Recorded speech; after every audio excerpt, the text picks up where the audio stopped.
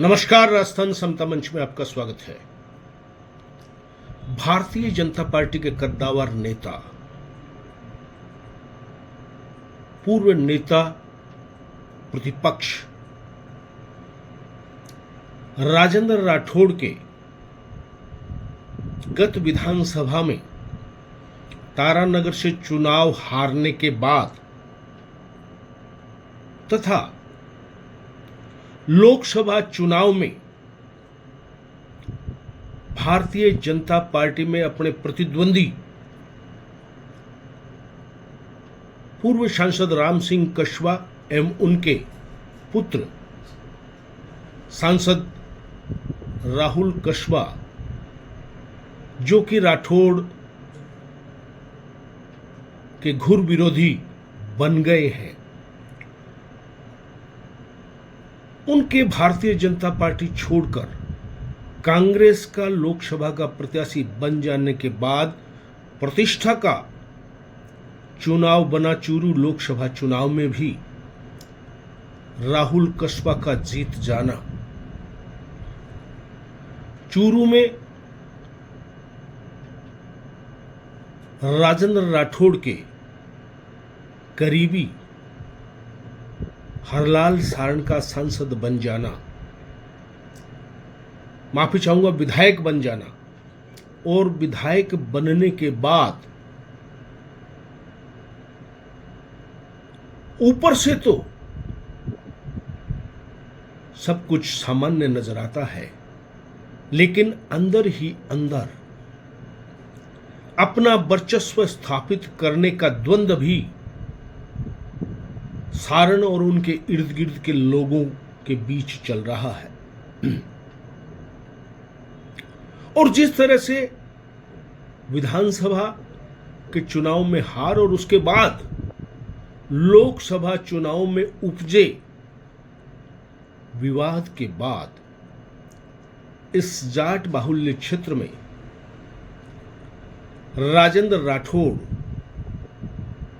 या उनके परिवार के किसी सदस्य के लिए राजनीतिक रूप से भविष्य के लिए कुछ बचा है, पता नहीं। लेकिन इन सब राजनीतिक परिणामों और परिस्थितियों के बाद राजेंद्र राठौड़ के लिए अपना पैतृक गांव हरपालसर प्रमुख केंद्र बिंदु बन गया है। अपने 35 साल के चूरू के राजनीतिक जीवन में कभी कभार हरपालसर वो जाते रहे हैं, लेकिन अपना अधिकांश समय चूरू और चूरू जिले की राजनीति पर ही उन्होंने दिया है।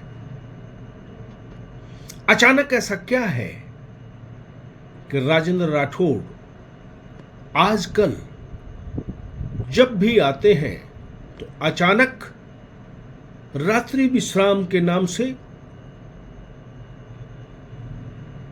जाकर हरपालसर ही करते हैं। और हाल ही में कल उन्होंने हरपालसर गांव में ही सहपत्नीक सह समर्थकों की वहां मंदिर में मूर्ति प्राण प्रतिष्ठा समारोह करवाया है। और उन्होंने कहा है कि मां की बहुत मन की जो इच्छा है अब जाकर पूरी कर सका हूं। साथ ही वृक्ष लगाओ अभियान का भी वहां पे कार्यक्रम किया गया।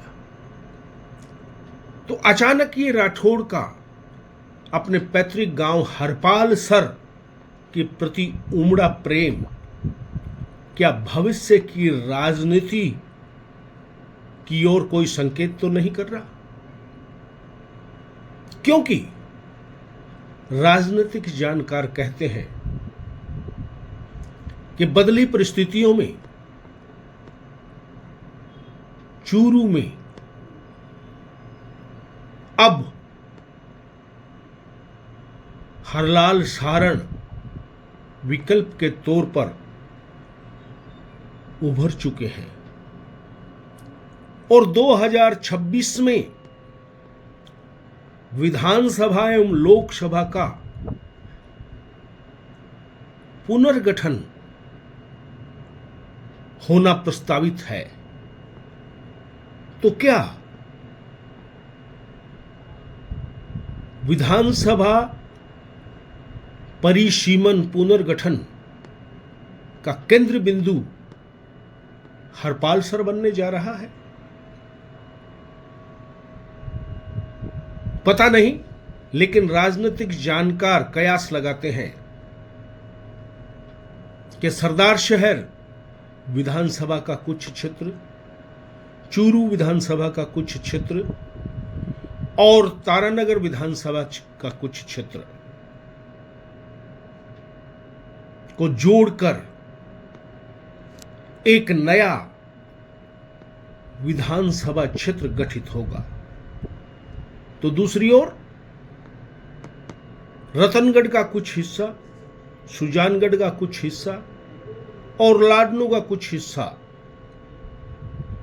संभवतः कुछ हिस्सा श्री डूंगरगढ़ का भी हो सकता है, इनको मिलाकर विदासर विधानसभा क्षेत्र का भी गठन हो सकता है। और राजनीतिक लोग जो राजेंद्र राठौड़ की कार्यशैली को जानते हैं, राजेंद्र राठौड़ राजनीति में पट्टे के खिलाड़ी माने जाते हैं और बिना कोई कारण, बिना कोई उद्देश्य वे कभी भी कोई कार्य करते हुए अब तक नजर नहीं आए हैं। तो अचानक ये पैतृक गांव के प्रति उमड़ा प्रेम कहीं भविष्य की राजनीतिक चौसर बिछाने का अभियान तो नहीं है, ऐसा कुछ लोग मानते हैं। पता नहीं कितना सत्य है, कितना असत्य है, लेकिन एक बात निश्चित रूप से सत्य है कि आजकल तारानगर विधानसभा क्षेत्र में चुनाव हार जाने और लोकसभा चुनाव में राहुल कसबा के जीत जाने के बाद बेइंतहा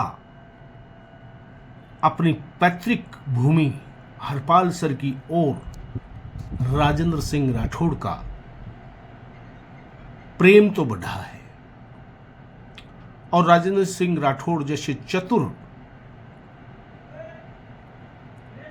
राजनीतिज्ञ का प्रेम जब किसी बात पर अचानक उमड़ता है तो उसके कुछ राजनीतिक मायने भी हो सकते हैं। कुछ लोगों का तो यह भी दावा है कि हो सकते नहीं, राजनीतिक मायने ही हैं। तो क्या हरपाल सर के प्रति राजेंद्र राठौड़ का उमड़ता प्रेम भविष्य की कोई नई विधानसभा गठन के अभियान के तहत ही तो नहीं है?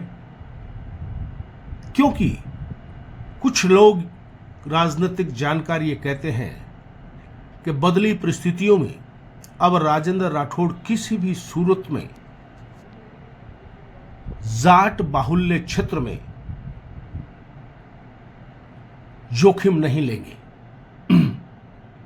और चूंकि संयोग समझिए या प्रयोग समझिए कि 2026 में नए विधानसभा क्षेत्र और नए लोकसभा क्षेत्र गठित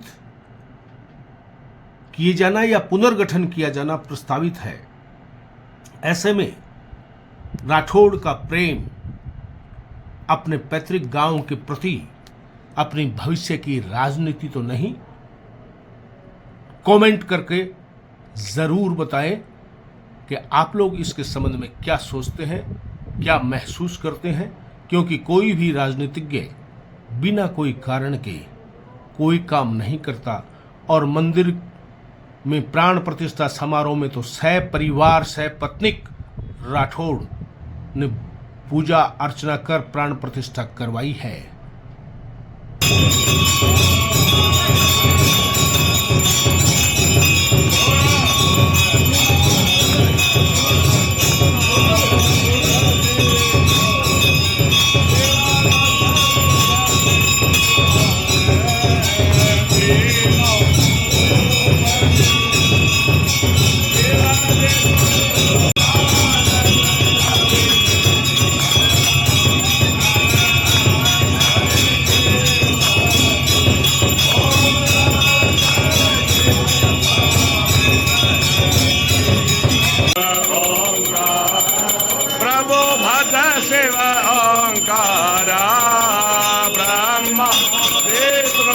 आज उद्घाटन किया गया है क्या?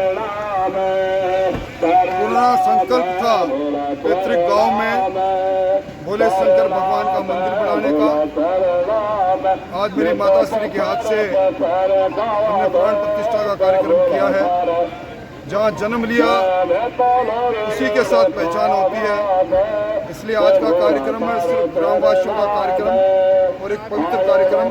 मंगल कामना देश और प्रदेश आगे बढ़े मोदी जी और भोलेलाल जी के नेतृत्व में आज के लिए हमारी कामना है।